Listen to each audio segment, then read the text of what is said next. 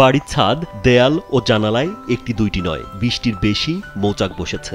পরিবারের সদস্যদের মতোই মানুষের সঙ্গে বসবাস করছে লাখ লাখ মৌমাছি। প্রাকৃতিকভাবে বনের মৌমাছি আর পরিবারের সদস্যদের মাঝে এই ভালোবাসার বন্ধন গড়ে উঠেছে। এসব মৌমাছি বছরে ৬ মাস ধরে থাকে বাড়িটিতে, তাই বাড়িটি এখন এলাকায় মৌমাছির বাড়ি হিসেবে পরিচিত।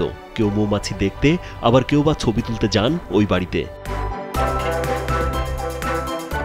বাড়ির মালিক ইসাক দফাদার জানান, আশেপাশের কোনো বাড়িতে মৌমাছির দল আসে না। মৌমাছির দলগুলো বন্ধুত্ব আচরণ করে তাদের সাথে। প্রতি বছরের আশ্বিন মাসে অতিথি হিসেবে মৌমাছি আসে।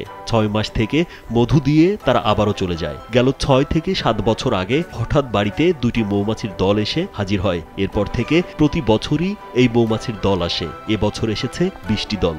আমাদের কোনো ক্ষতি করে না এরা, এবং পাশে আসে কোথাও এই চাক আর আসে না।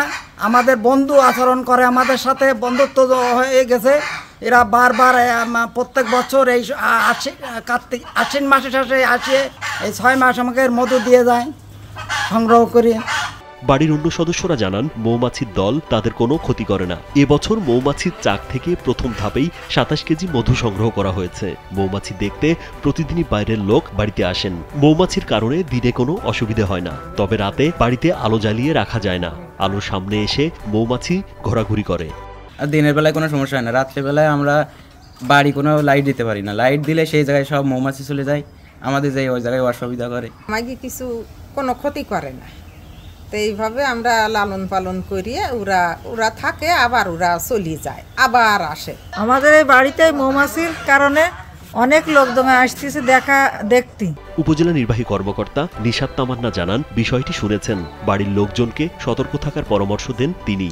এটা হলো যে একটা খুবই আমি বলবো আশ্চর্যজনক বিষয়, যে এরকম একটা বাড়িতে এতগুলো চাক একসাথে হওয়া। তারপর হয়েছে এটা খুব ভালো, কিন্তু আমাদের জন্য যেটা টেনশনের বিষয় হচ্ছে, ওই যে বাড়িতে এটা হয়েছে তাদের কিন্তু একটু সচেতন থাকতে হবে, মৌমাছিগুলো যাতে তাদের জন্য হার্মফুল না হয়ে যায়। এবং আমার জন্য তাদের জন্য সাজেস্ট থাকবে যে তারা একটু কৃষি অফিসে যদি যোগাযোগ করে, অথবা যারা প্রফেশনাল মধু সংগ্রহকারী তাদের মাধ্যমে যেন মধুটা সংগ্রহ করে, যাতে বাড়ির লোকজন সেফ থাকতে পারে।